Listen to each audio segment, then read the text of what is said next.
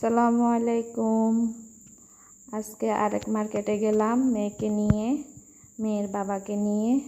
তো মেয়ে বলতেছে নাকি হাঁটবে না, এর এখানে নাকি বসায়, আমি এর এদিক ওদিক নিয়ে যাইতাম, এটা বায়না ধরছে।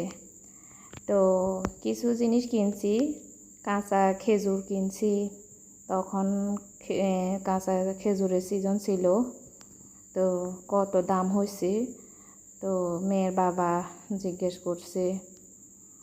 তো আমরা এদিক ওদিক হাঁটতেছি, জিনিসগুলো দেখতেছি।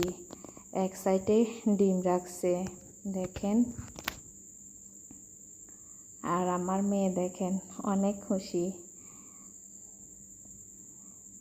খেজুরগুলো নাকি 10 টাকার, মানে ওখানকার 10 টাকার, বাংলাদেশের 300 টাকার উপরে হবে।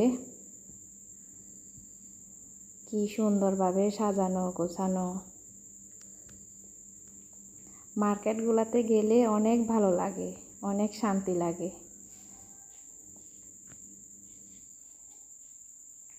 তো ভালো থাকবেন, বাই বাই।